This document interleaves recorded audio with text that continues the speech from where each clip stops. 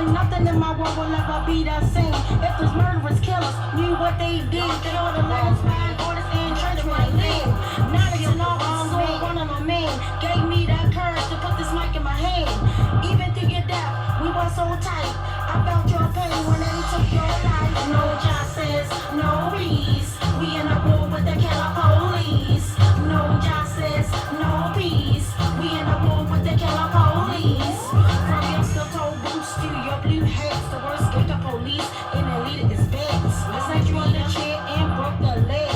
You look like Freddy Krueger and your name is Greg. When it comes to crooked cops, you wear the softest to go for cover-ups in the ME's office. I won't stop, I can't stop until killer cops are in cell blocks. No justice, no peace. We in a war with the killer police.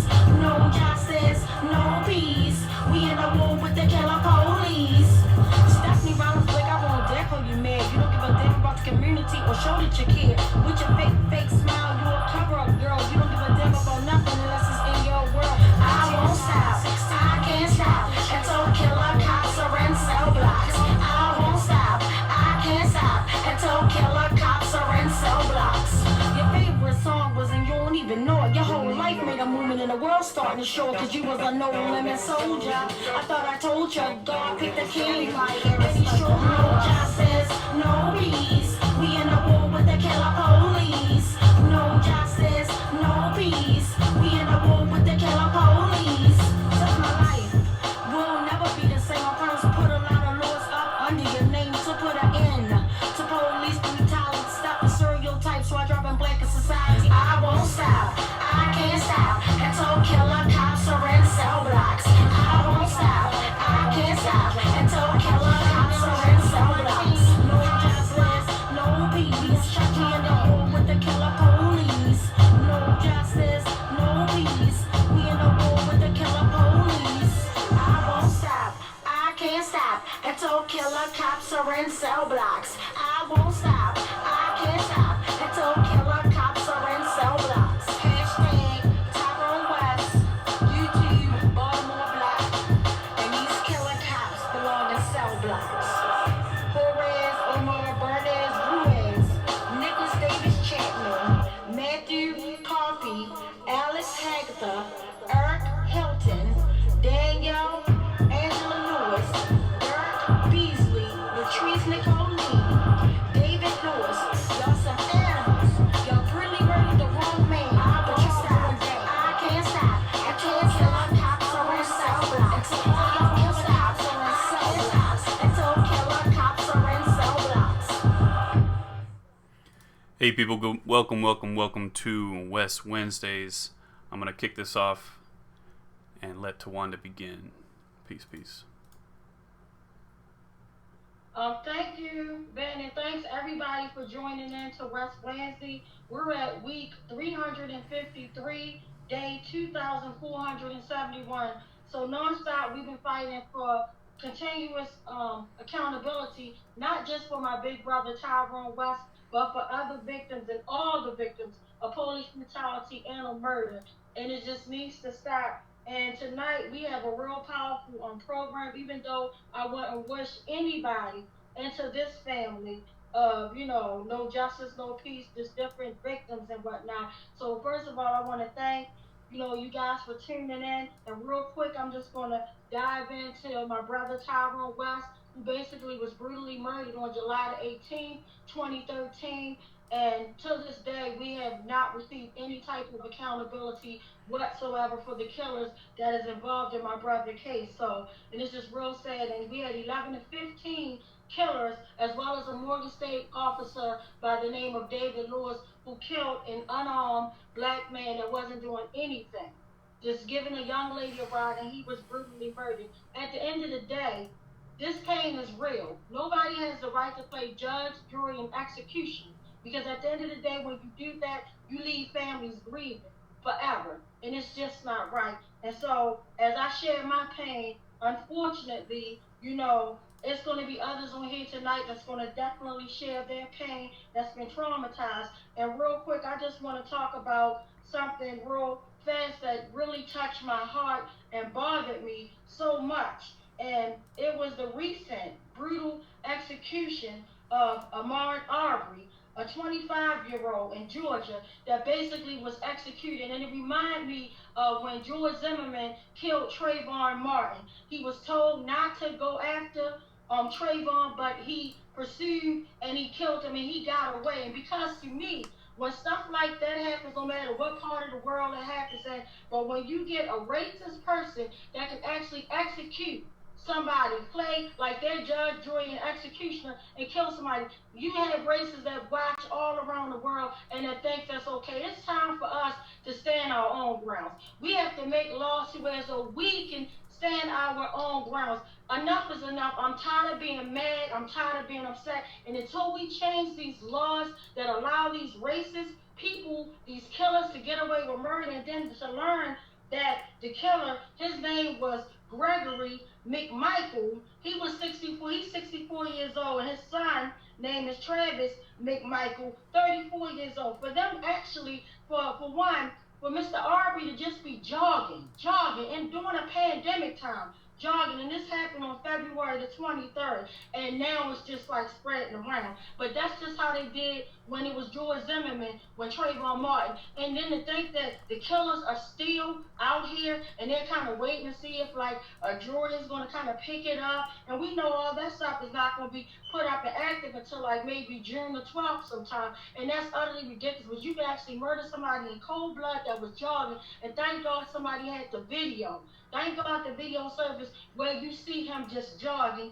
and it's just crazy. And then for him to be executed, the father had a 357 in Magnum, and then his son had a shotgun, and he executed an unarmed black man. It's just enough is enough. But until we change these laws that support this foolishness, nothing is going to change. So with my first guest, I'm honored to have my warrior queen. I'm so humbled to have my warrior queen, Senator Jill Carter, because she has been fighting. When I met her years ago, when my brother Tyrone West was murdered, I met her. We went to Annapolis, spending the night to testify. She was the queen sister that got the Christopher Brown law into effect, and she just fights sober. To me, she should honestly be the mayor. I'm just gonna say it. To me, and she like till I saw her in action. I'm just gonna be honest. I didn't believe in the political realm. I didn't believe in mayors and people fighting hard. But when I saw this sister queen, I know it's possible, and that's why tonight I invited, my mayor candidate, Mayor Ricky. He's gonna share a little bit later. But until we get the right people in office that's going to really fight like it's them, you know what I mean? Nothing's going to change. So we were on a show this past Monday. I was blessed to be in her presence, and she shared some real interesting news, and I wanted her to share the different laws and things that are happening now in the pandemic, stuff that they're kind of sliding in, and just a lot of stuff that's going on and stuff that she's fighting for. So no further ado, our sister, warrior queen, Jill. Senator Jill. Thank you. Thank you so much for having me. I always love being invited to West Wednesday, even though we can't be in the physical presence of each other. I have a lot of gratitude for the commitment of everybody, the West Coalition, that has been so relentless all of these months, all of these years, in continuing the fight for West Wednesday, for all victims of police brutality. So, Tawanda, thank you so much for that nice introduction.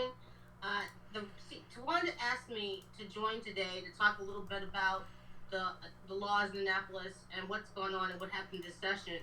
And she was surprised when I mentioned that in Maryland, we still don't require that children that are arrested to have an attorney and have their parent notified before they're interrogated by police. In 2011, we passed a bill that happened to be my bill, which is a very low level. It was the only thing we could get done at the time, and it was a fight on that, which was parental notification. So right now, in Maryland law, if a child is arrested under the current law enforcement has 48 hours to notify the parent. But there's no repercussions if that doesn't happen. So the bill that we had this session would require for the law enforcement to make reasonable efforts to notify the parent or guardian and articulate any reason, all efforts they made, or any reason why they did not do it. Also require, whether it's private counsel or the Office of the Public Defender, for the child to have an attorney, to have a confidential interview with the attorney, and have representation by the attorney before the interrogation by the police. In addition to that, it also would have required, had it passed, it would have required that the explanation for the Miranda rights, the right to an attorney, the right to remain silent, the information that anything you say can and will be used against you, that it be explained more thoroughly, because right now it's always just said so quickly to children and adults that nobody really internalizes what that really means. And so it would have made it more meaningful that any child arrested would understand fully what those rights are.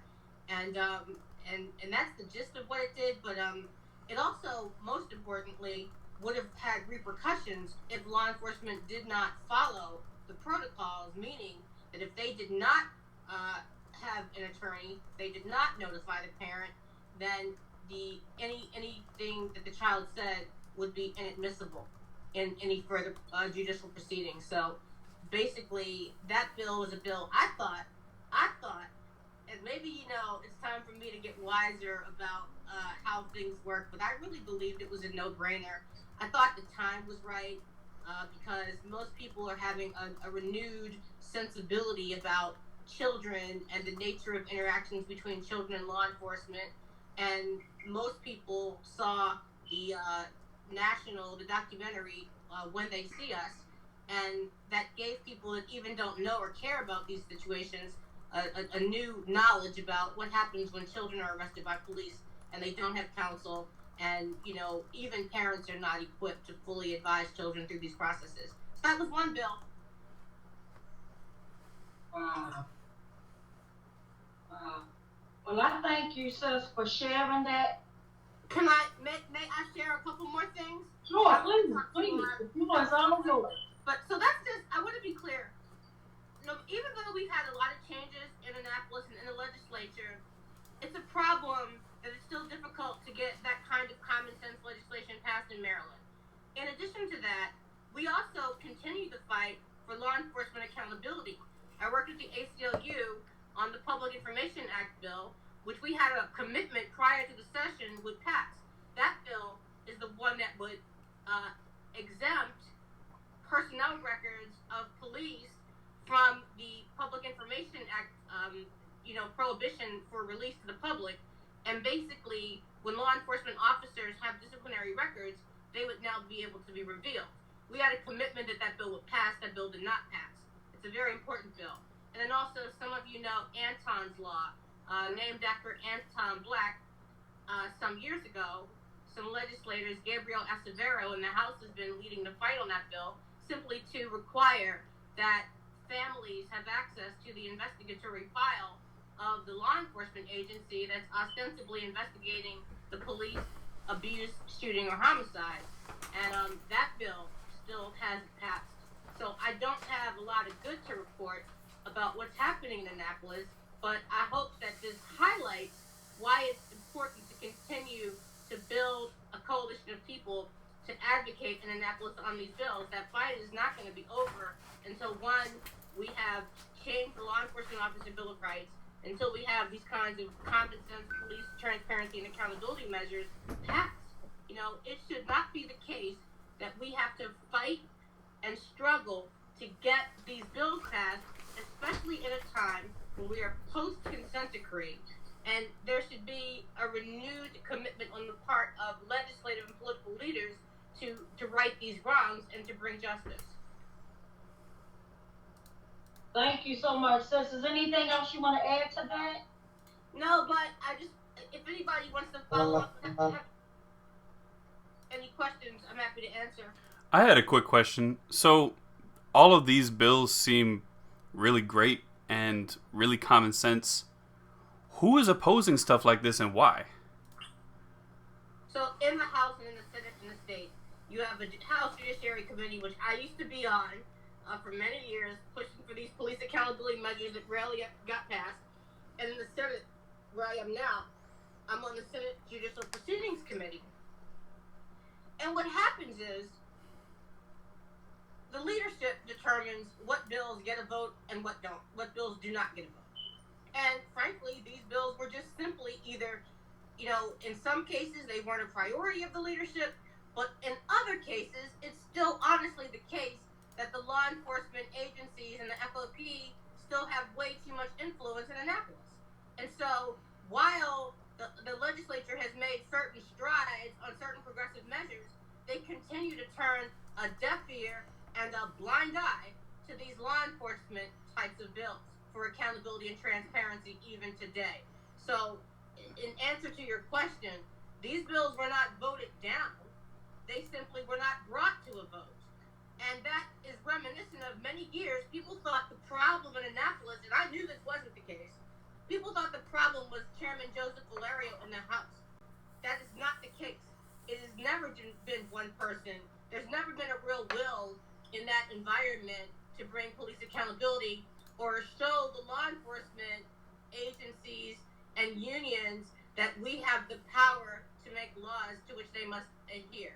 That's really the problem. So, it takes, there's still strength and power in numbers, and there's also strength and power in publicity. When these kinds of things happen and it's talked about in the mainstream media, the alternative media, and the social media, it does have an impact on how legislators treat these issues.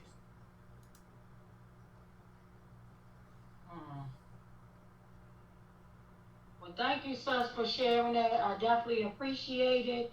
And like for us to experience the Office of Bill of Rights, and I call them the Office of Killer Rights, that places them above the law. And in my brother's case, they sort of have a window frame of 10 days before they can get interrogated or interviewed. But in my brother's case, literally, some of the killers walked in 60 days later with their attorneys, on and off the record, and it's just horrible. And we need to get rid of it. I believe that it's old, it's antiquated, and it should have been gone. It was established, I believe, in 1974, so that's definitely something we've been pushing to shut down for many years, and we're going to continuously fight to have these things. If, like I said, until we change these laws, nothing is going to change. So I just want to thank you, Senator Jill, Warrior Queen, for just being real and fighting for us all. Like, you just don't know you're my shero. Like, thank you so much. Well, thanks. We just got to build stronger coalitions and fight harder and not take no for an answer. I just want to share really quickly, this is the last thing I'm going to say. Okay. I share the pain of victims of police abuse. I share the pain of victims of political abuse. But what I have found most painful over the years is to work and operate within an environment where my very own colleagues fail to see the humanity of my people. That is extremely painful. And so the reprieve that I get is to have a relationship with you and people like members of the West Coalition so that I don't feel completely alone and completely dehumanized and demoralized as well. So I got to give you a lot of credit for that. Thank you. Well, thank you so much. And I'm going to stop talking, but I'm going to stay connected, okay? Okay, cool. Well, thank you. I appreciate it. And yeah, so I have, like I said, guests unfortunately that share pain, trauma, and as we approach Mother's Day, it's real trying. Like, even though Mother's Day is like any holiday or any shared time with your family or to lift your family up is really nice and great. But at the end of the day, when you had mothers that lost and had to bury their children, when they should be, in fact, their children burying them, but it's just a lot going on. So I have guests on here that I definitely look up to that are all heroes and sheroes to me. And today, I have a guest because it's unfortunately the day that his loved one was brutally murdered. So I don't even want to say anniversary because to me an anniversary is something that you celebrate. So I say a commemoration because it's totally wrong for someone's loved one to be murdered. But I remember meeting Mr. Thomas, when he stood up, when I couldn't even talk, and he stood, and I remember at the time, he had a cast wrapped around his foot, and he wasn't even able to, fully walk. I don't know if he just came out of the hospital or whatever, but he actually stood out there for West Swansea with us, and a big shout out to Baltimore Black Pie. So what you're going to be seeing me do in the next past weeks that we keep on doing this. I'm going to be doing this forever, but I'm going to be showing you Baltimore Block videos capture the moment of us just fighting in the struggle, different spoken words. Like tonight, I'm going to end on another spoken word, but that's neither here nor there. But no further ado, I'm going to bring up Alan Bluford's uncle, Mr. Thomas, to share, and then after him, unfortunately, I'm gonna definitely bring up my sister, and we talk about like advocating for the young. She lost her son was murdered when he was 14 years old, Kevin Cooper. So I'm gonna bring his mom up, and then I'll introduce the rest of the guests. This is really sad, y'all. But mic check. Mic check, mic check. Mic check. Mic check. Mic check. Mic check. Check.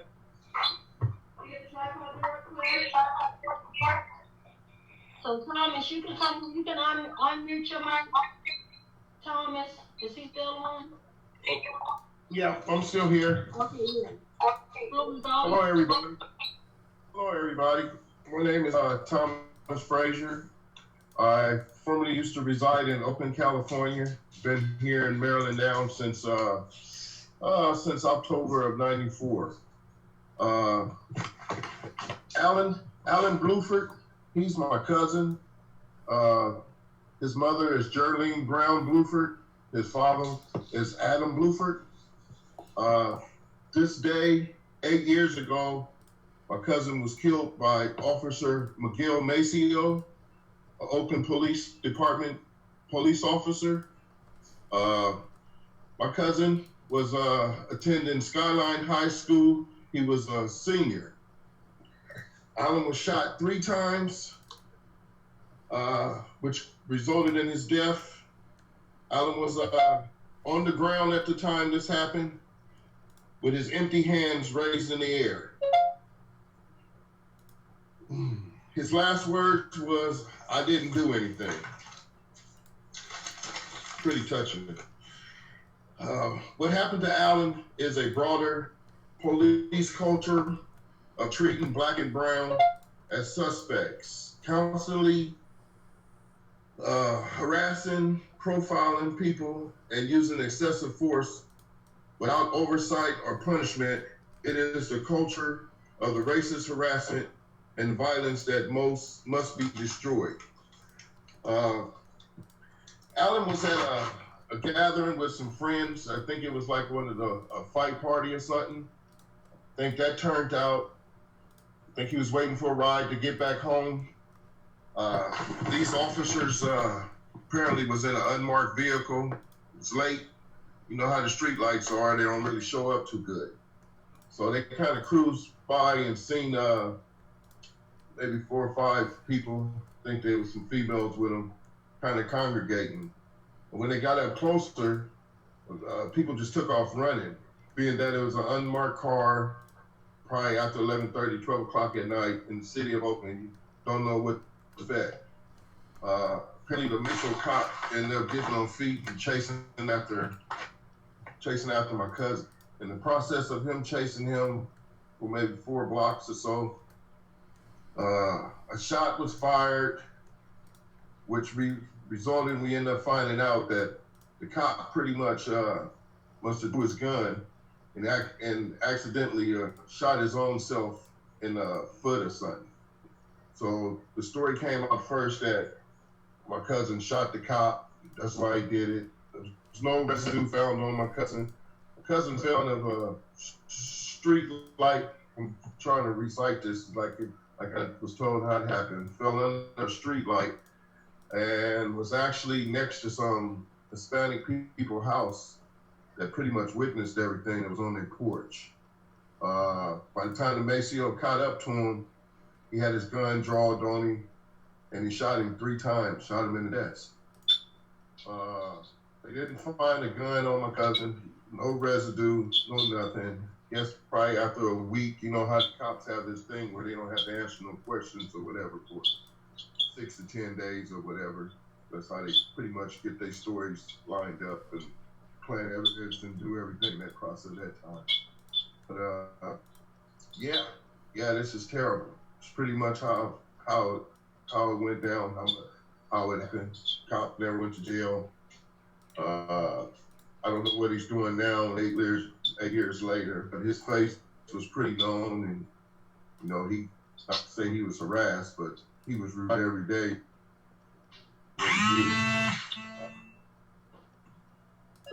Most point,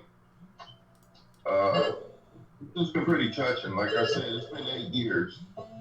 He was 18 years old when it happened, so he will be today. Coming up soon this year on December. He was born December the 20th, 1993. So I think with that being freshly filled inside our family and my system, I was directed to Tawan and them, and through Shen Black, a couple of people that traveled back and forth and that was out of Oakland, that was actually here. That's how I ended up meeting up with Tawanda.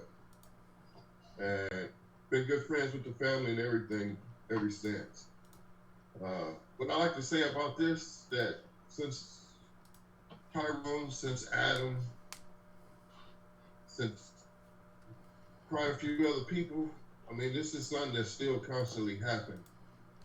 But what's happening now, you're starting to see a lot of self-vigilantes getting out here doing things and then pretty much getting away with it, or having a situation to either where video has to come out, name witness, boots on the ground, a lot of stuff they have to bring out to get the right outcome. In a lot of these different cases, we haven't got the right outcome on.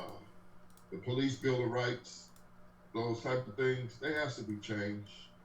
I mean, me as a black man, I sit up here and I'm sitting here like the Constitution and stuff that's in the Constitution and stuff, and I'm starting to see more and more on a daily basis how of it is it's laws, it's in law, but they don't apply.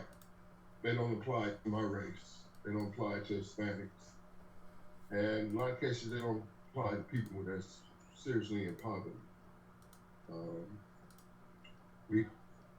We all try to come up with solutions and do many different things to try to keep the movement going, to try to do better about what's taking place here. But I'm like Tawanda, until we get the right people in office, the right people backing us, the sadness of this stuff is going to continue going on.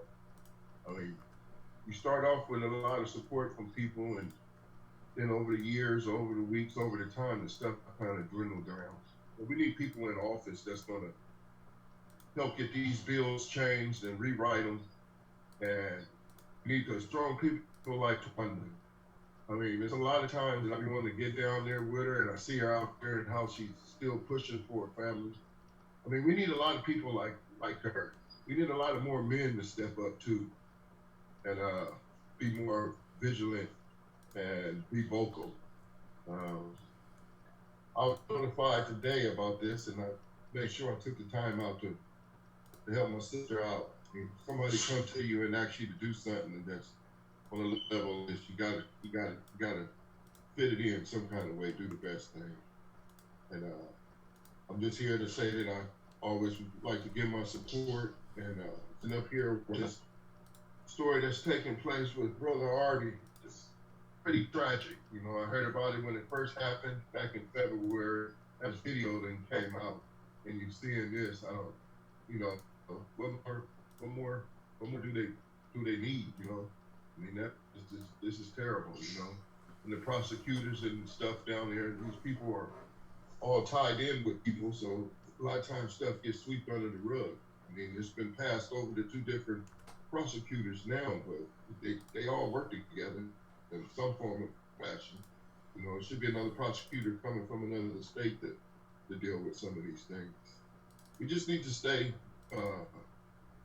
vocal, and we need to vote, find the right people that's going to get in office, and then when they get in there, after we done voted them in, we got to hold them to what they're trying to do. So that's the story of my cousin, Alan Bluford. like I said, he will be turning 26 this year in December. And it's been 8 years, you know. And then you look at the time of this when it happened to him, 5 or 6 more days after that, it was Mother's Day. Just imagine that. You know? I feel so sorry, cousin Derlyn, trying to celebrate these things. And she's still fighting. She's still active. Still have the Adam Bluford Foundation. We're on Facebook. You can look it up. She's doing all kind of stuff. She's very vocal in the community. And pretty much it. I'm just here for support to help my sister and the rest of the families that's going through this. Like I said, this is not a group that we want everybody to be able to come in and join. But I'm just here. There's a couple of faces on here that I'm aware of. I see Bill. To the new people, I'm Thomas Trey. I'm living here in Baltimore. Work with Howard County government. Be anything that I can help anybody with, you want to know how to reach me, and I'm here for you guys. Thank you. Thank you, brother. Mike check. Thank you so much for sharing. And if Mike there's check, anything Mike that I check. can do to help you, I'm definitely right here. Thank you so much for sharing. And like I said, you can call me up at any time. I'm right there for you. So next, we're gonna bring up our dear sister, Miss Greta, who lost her baby son, her son. Oh my goodness. Mike check. Mike check. Okay. Hi, good evening, everyone. My name is Greta Willis. I am the mother of Kevin L. Cooper. Unfortunately, my son was murdered in my home in front of me at the tender age of 14 by a Baltimore City police officer on August the 12th of 2006. But since that time, God has allowed me to turn my pain into purpose. It's been 14 years since Kevin's demise, and it had pushed me and my family into the birth of the Kevin L. Cooper Foundation, being able to assist and advocate for other families who are going through, as well as ours, being able to birth a youth program for the youth for employment and giving scholarships and all different kinds of things for the young people. I thank God for Jill Carter. I met her and had the pleasure of being in her company, as well as the Bluford family for coming out into California. So, you know, we're all in this thing together. I thank you all, and I'm here as well for a support system for the West family, as well as other families who have lost their children due to police misconduct. And we've been able to speak in Annapolis regarding the police officers' testimony. They were given 10 days to make a statement. Now it has gone down to 5 days because of the family's testimony in Annapolis. But we want them to go to no days, just as the families. When I had to go to speak down at the police station, they gave me no time limit to speak. I had to give my statement right away. So they need to be treated as an ordinary citizen as everyone else, you know, in regards to that matter. So, you know, that we can have a better Baltimore for everyone to live in a safe and clean environment, have our police department to be able to protect and serve the public with integrity. We were able to be a part of an awesome documentary which highlights Kevin's life as well as other families, called Protect, Serve, and Care. Because they protect and serve in the wrong capacity, but do they care about the ones that they are arresting? So I just wanted to read this because as Mother's Day is coming up, it's hard for us mothers who have lost our children before their time, because God gives no one the right to be the judge, the jury, and the executioner over our children's lives, and it's only in His hands. So to all the mothers, this is a hard time for us because the remembrance, of a piece of us that has been lost. This is a poem that is incorporated into the Kevin L. Cooper Foundation, and it's called Senseless Violence Decreases a Child's Step. Kicking about in the placenta and in a knot, he eventually crawled. The ceasing of his existence to the senseless violence of the world. At meal times, I recall his laughter, not to mention the sloppy mess. His first step, his first two. Oh, yes, memories so priceless. To know my child was to love him, an undeveloped angel in physical sight. He sometimes would drive me crazy, but so much to my life he brought so much sweet delight. It's hard to understand what happened to my child, but in the Lord I do confide. My love for my child surpasses all boundaries from the depths in my soul inside. Please recall when you were young and the admission to camps were free. Playing in the rec centers, oh yes, they too were abundantly. Education used to be a value, and the Lord was in the midst. Now our schools are engulfed with violence, and prayer doesn't exist. I miss my child, and at times I still do cry. But I know God for myself. No longer do I ask why. This concludes my story that God laid on my heart. My Savior makes no mistakes, you see. Our encounters he knows from the start. May the peace of the Lord be with each and every one of you. Continue to stay on the wall for the fight and this struggle to bring justice to the families, justice where the system says there is no justice, but there will be justice in the end for each and every one of our family members. Bless you all. Oh my God, thank you. I'm like in tears. Like that was so beautiful, profound, and everything on all levels. And I'm so sorry. That's all I can say. I'm so sorry. I'm to the point, sis, that like holding the cameras, videoing these killers is not enough. I'm ready to start swinging, man. It's too much. It's too much. A mother should not have to suffer like that. That was just so beautiful. And again, I'm so sorry. Mike check. And Mike check. I love you, Tawanda, for the work that you do. Continue to stay strong. Thank you. And it breaks my heart to bring another mother up. And I look at this queen too as one of my sheroes, and Miss Grant is definitely my shero. And I have a 14-year-old, and I couldn't imagine. I don't want to imagine. I know I lost my big brother, and that damn near killed me. But God knows if I lose one of my children, I don't know what. I don't even want to think of it.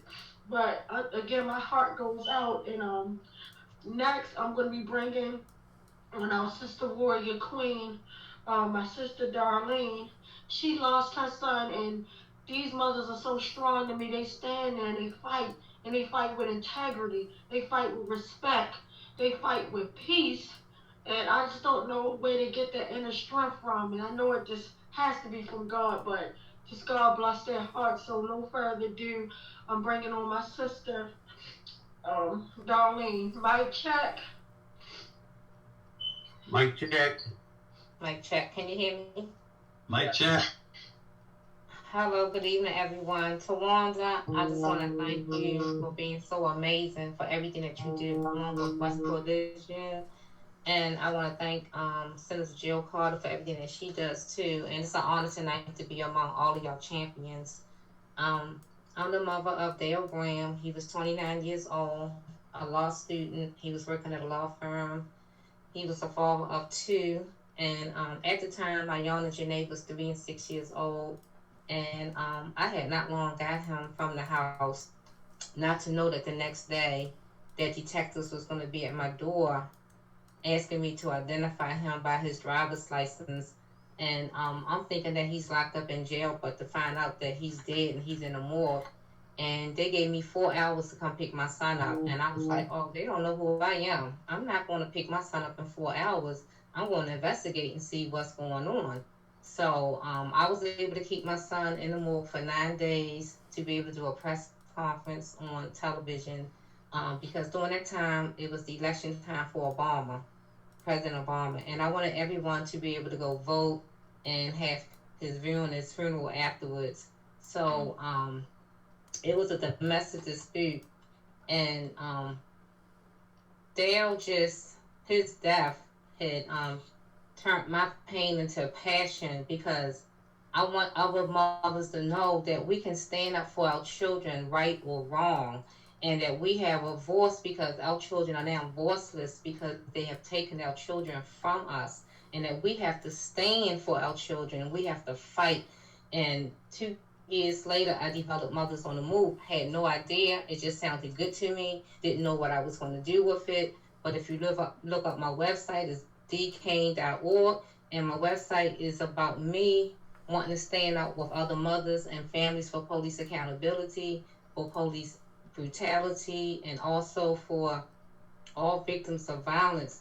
And so this going into Dale's 12-year anniversary of me not having my son here with me, and him not being able to see his daughter graduate from high school. She's going to go to college. And even with all of this that's going on, I was able to homeschool my grandchildren when they were little, and they got a high grade point average despite the trauma that they go through. They still send me texts and ask me questions about their father. They still, and Ayana is standing up fighting for her father when she was in high school. I didn't even know she was doing all this stuff behind the scenes. So I just want people to know that we have a right to find out about our loved ones. We have a right to go to Annapolis and stand up and fight. And I'm just so thankful that I am part of the Baltimore City Consent Decree.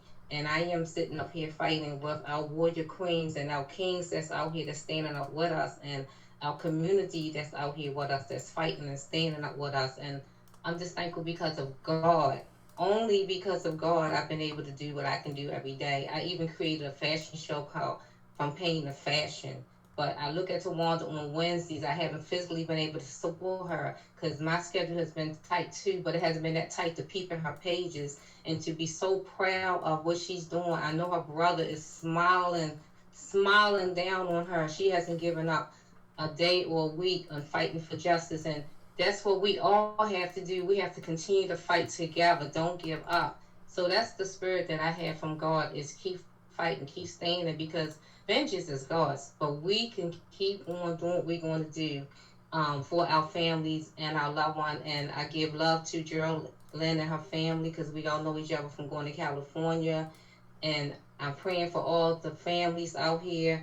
There's a young man at Owens Mills who was tased this year by a Baltimore County officer, and he passed away. And so I'm just praying for his family, his mother, I met his daughter. His daughter came here after the funeral to our home because they knew my goddaughter. And I was just like, what can we do to help that family? What can we do to help all the families that's going through brutality? So I just thank God for using me to help and work with youth for grief and trauma. And I'm just thankful. I'm thankful for the strength, but I miss my son dearly. I miss him. I sit home, I make all these logos. This is his logo. I make all kinds of t-shirts in memory of him, but he's not here. I have this picture behind me of Dale, and I just want to tell you, if we can do anything, just keep fighting, and keep trusting God, and just keep your fist up and always fight back. That's what I want to tell everybody, and that's all I know. Fist up, fight back, and may God bless every one of you. And thank you for tonight again, Tawanda. I love you so much. I love you more, sis. You couldn't have said it no better. Fist up, fight back. I'm ready to swing. I'm telling you, just looking at the pain, like it's at the point, it come a point in time when it's an eye for an eye. You get what I'm saying? And I'm not condoning violence, because anybody that know me know that I act off love. I always say live to love to live type of thing. But it gets to the point, like just seeing that jogger, seeing y'all today, like it's enough is enough been enough. So thank you, Warrior Queen, for sharing. I love you so much. Thank you so much. And so before my brother was murdered, Anthony Anderson, who I always speak about, all the time, and just it's just too many victims' names that I can actually speak upon all of them all the time. But Anthony Anderson, I got a chance to meet Anthony Anderson's mom, and it was a beautiful sight when my aunt Diane, who I refer to as my mom, and my other beautiful aunt Emma, we all embraced Anthony Anderson's mom and hugging her, and and then from that point I met Anthony Anderson's son. And it's just so sad, like our family members be fighting so hard, and the stress. The stress of when I think about the coronavirus and how they say that, oh, it targets black folks, and you got damn right it targets us. Because for one, we're the most stressed out people. We have to deal with. It's a fight to do everything. It's a fight to go to work. It's a fight to take care of our children. It's a fight just to ride down the street. You can't even jog in a pandemic without getting gunned down. You can't even ride like my brother was doing, riding to give somebody a ride, and you get beat to death. Darlene Graham's son was basically a law student trying to pay his debts to society, murdered, and a baby, Kevin Cooper, murdered right in front of his mother's face. So the list goes on. But so back to Anthony Anderson's son Marcus. I met him and his wife, his beautiful wife Nicole. I met them many years ago, and their whole family basically, and they was out there in West Wansley, and it's just so sad that his mom passed away fighting for her son Anthony Anderson, and it reminds me of my uncle Clifton Anderson that just passed away in October. I'm sorry. He wound up getting cancer, and the cancer took over his body. And all I remember him saying, all I want to do is live to see my family get justice for Tyrone West. And he died without seeing that, and that kills me. That breaks my whole family heart. And the same thing, Anthony Anderson's mom wanted to see that, and she didn't get to see anything.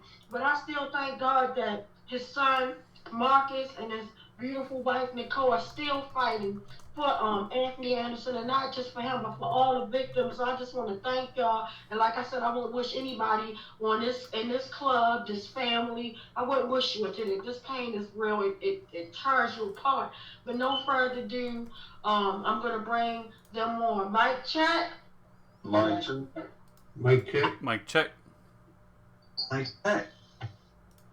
Yeah, good evening. Introduced us. I am the son of Anthony Anderson, late Anthony Anderson, who was brutally murdered by the Baltimore Police Department. This is my wife, Nicole Pettiford, of course, daughter-in-law of Anthony Anderson, and the mother of Ajay Harad, who was murdered 2 weeks after my father-in-law through just street violence. She was gunned down. She was only 16 years old.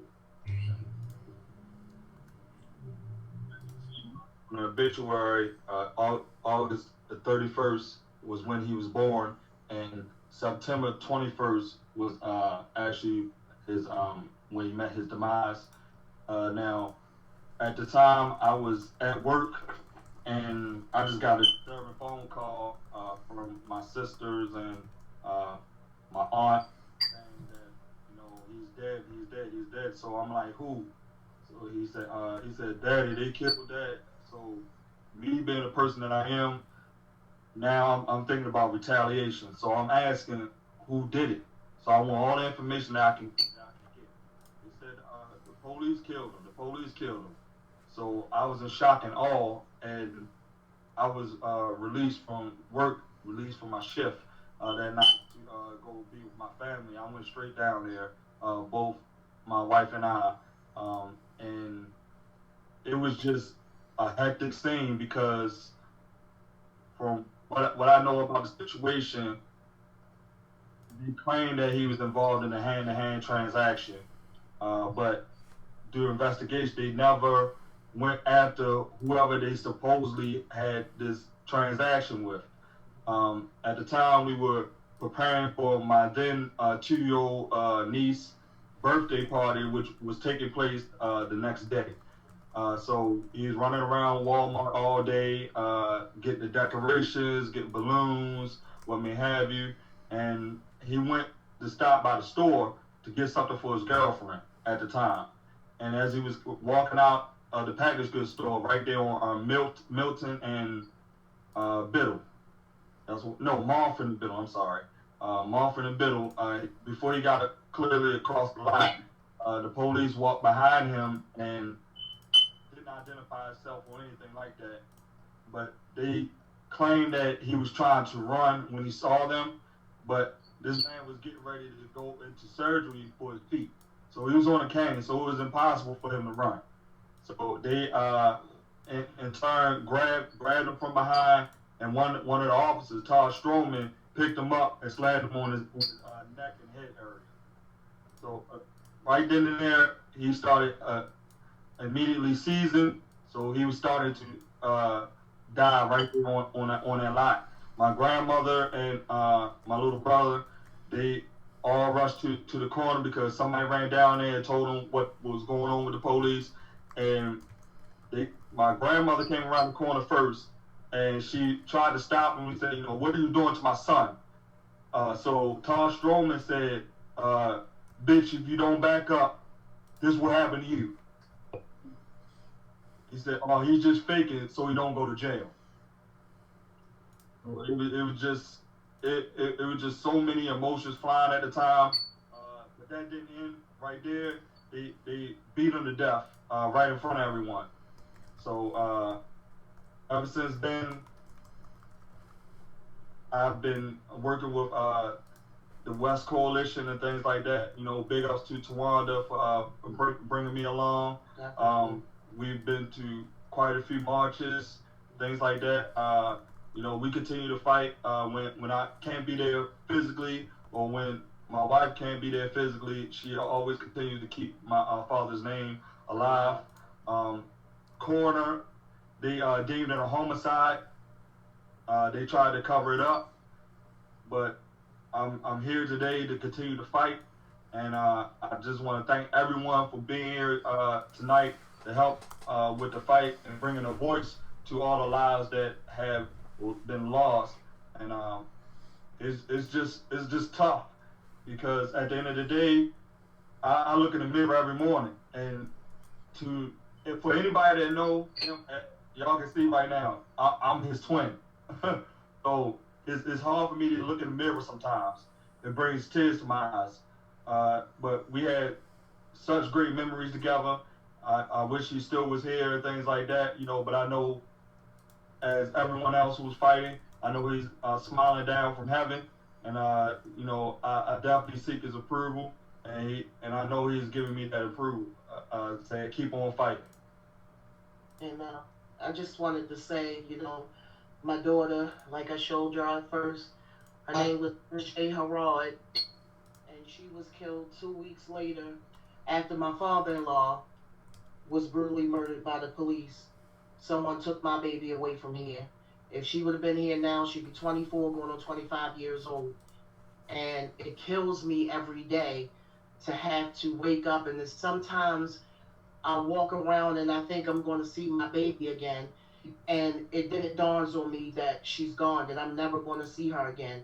And I'm not going to take up a lot of y'all time, but what gets me through is my music, because I'm a singer, and I've sang for West Wednesday quite a few times, and I wrote a song that I want to sing a little bit of it. I'm not going to sing the whole thing, but I hope it can give y'all some inspiration, because it has helped me get through these trying times, and the name of the song is All Planned Out. So I'm just going to hit y'all with a few notes of that. I won't hold you long. But they go. Take your time, sis. Take your time. However long you need, this ground is yours right now. I'm not on no time frame. I don't work for nobody. Take your time. Whatever you want to do, it's all on you. If you want to stop, that's cool. If you want to keep it rolling, that's cool. We got you. Well, the name of the song is All Planned Out, and it goes like this. Don't tell me it's over now. I said don't tell me it's over now. Please don't tell me it's over now.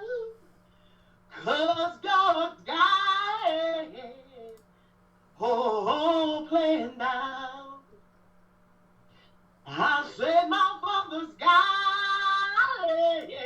and it's all planned out. Here's your father's guide, and it's all planned out. I tell you, God's guide, and it's all planned out. So don't you worry, it's all planned out. That's how I know. And if you feel like there's no way out, don't you worry, it's all planned out. And when you feel like you're all stressed out, don't you worry, it's all planned out. I said my father's got it, and it's all planned out. Yes, your father's got it, and it's all planned out. I tell you, God's got it, and it's all planned out. So don't you worry, it's all planned out. I'm gonna say it one more again.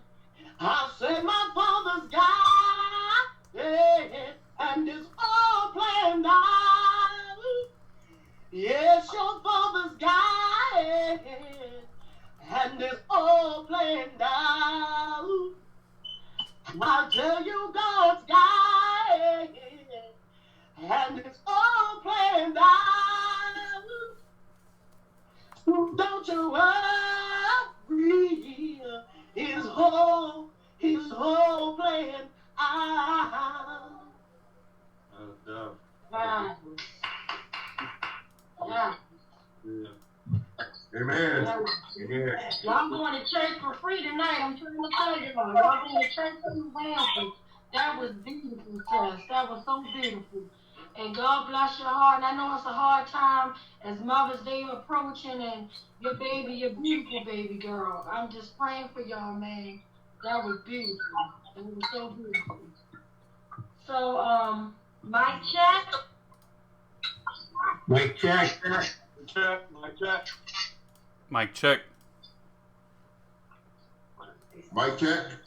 Mic check. So I guess we can bring on Ricky next. And Ricky is running for Baltimore man. So mic check. Mic check. Mic check. Don't forget to unmute yourself. Thank you. Good evening. Can you hear me? That's good. Yes, we can. Go ahead. Okay. Good evening, family. Got to give a shout out, of course, to my warrior queen, Tawanda, and definitely Nicole for that beautiful selection. For those that don't know, I'm Ricky Vaughn. I'm one of the candidates here in Baltimore City for mayor. I didn't really get into this line of the politics until I started really following closely how we were being represented from those who look like you and I, but don't represent you and I. I'm honored to even be on here tonight after what I call the legendary Jill Carter Esquire, who is a true warrior for the people. And what I love about the senator is she tells it like it is, regardless of who's on the other side. If it's something that she disagrees with some of her colleagues, she's not one of those elected officials that hide behind titles and hide behind office doors. She calls it like it is. And so I have much respect to the senator. She's one of the few also that was an advocate or is an advocate in fighting for Baltimore City Police to be back under the control of Baltimore City. And that's the type of leadership we need. So thank you.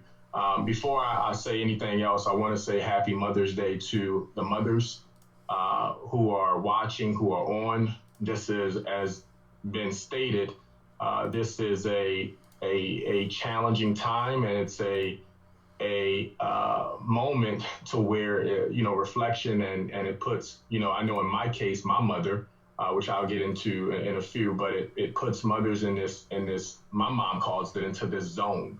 But unfortunately, as Sister Tawanda said, this is a family that no one should or have to be a part of. But here we're here to support each other. We're here to love each other. And with that being said, I want to say publicly Happy Mother's Day to the warrior queens that are on here and that are watching. So I guess I'll start, as far as who is Ricky Vaughn. I'm born and raised here in Baltimore, from Baltimore. Born in East Baltimore, to be exact. Moved to West Baltimore when I got older. I was a minimum wage worker at McDonald's. I was a high school dropout. I was homeless as a teenager. I got into some trouble when I was a teenager to where we are today. My wife and I own and operate over 122 restaurants, national franchises such as Dunkin' Donuts, KFC's, Checkers, Subway, Arby's, a whole bunch of other stuff. I went from being a high school dropout to an MBA. I graduated from Hampton University, my HBCU, magna cum laude. And then with my MBA, went to law school, decided to go to ALU for law. And next month, I will be Dr. Ricky Vaughn with my PhD in public policy and administration. And from homeless as a teenager to a homeowner. I've always been an advocate for what was right for people. Unfortunately, this is a family, as Tawanda said, we all at some point are connected. My cousin was murdered by Baltimore County Police in 2012. For some that are familiar with it, Senator Jill Carter was also a huge advocate and supporter of my family. But Christopher Brown was murdered by an off-duty Baltimore County police officer in Randallstown. He was in high school at the time. The officer chased him down, put him in a chokehold, and took his life.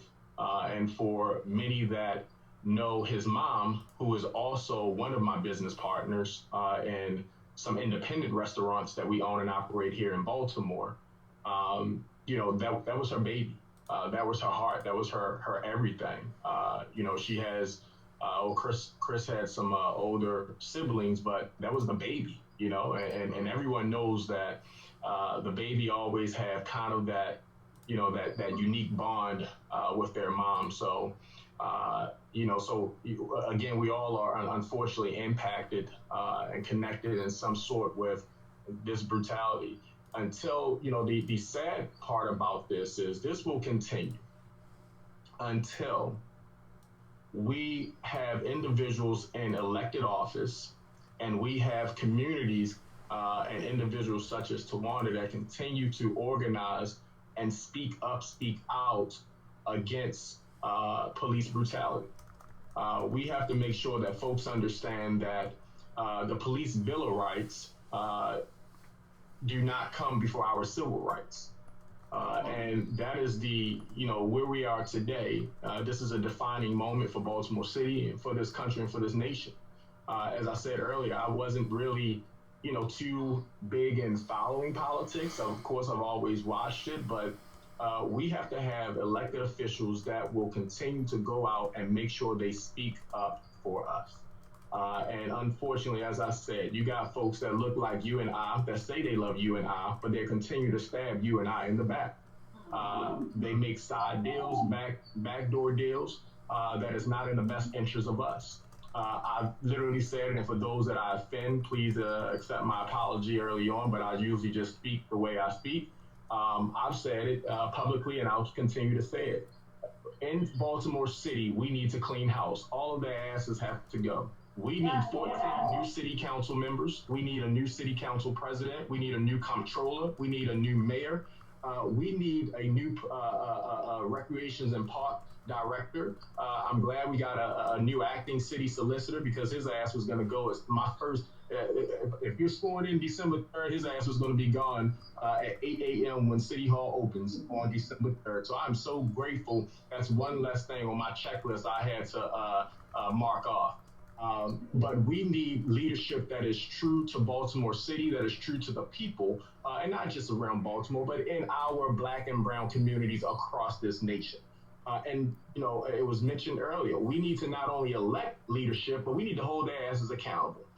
We have heard for too long folks that make us promises, and as soon as they get into those offices, they get amnesia. They forget where they came from. And those times has to come to an end. We have to hold them accountable. The way we do that is by showing up and showing out. You know, I've said under my administration that the mayor should not govern from 100 North Holiday Street, which is City Hall, but the mayor should govern from Pennsylvania North, from 33rd and Greenmount. They need to govern from Sandtown. They need to govern from these streets, from the community. You can't make change. As a business owner in restaurants, I don't make money by sitting in the office. I make money by going out, making sure we fry the donut, we sell the chicken, and making sure that we sell as many subs that we possibly can. And the way you do that is boots on the ground and hands on the table. So that's me in a nutshell. Fast forward to my mom. You know, unfortunately, we've been victims of police brutality, but unfortunately, my brother was taken away from us two years ago in the community that we grew up in, and due to gun violence in Baltimore City on Landbell Street. He was coming out of a corner store, and 2 blocks up, they were shooting dice, and they started shooting. My brother was shot in the chest, died on the scene, and a young lady that was walking in the store was shot in the leg, and she dropped her infant. So we have to take back our communities, take back our streets, and the way we do that is collectively together. And so again, to Sister Tawanda, you know I love you. You know I'm always there, anything that I can do. I've told folks that many that know me that know I'm out in the community. I've been kind of MIA for the last 2 days. I've still been out in the community, but I graduate in a couple of weeks. So I've been preparing for that. I'm graduating with honors. So I'm getting ready. I'm one of the speakers. So I've been really preparing for that, as well as out in the streets, still providing face masks and baby food and diapers and so on to families in need. But one thing about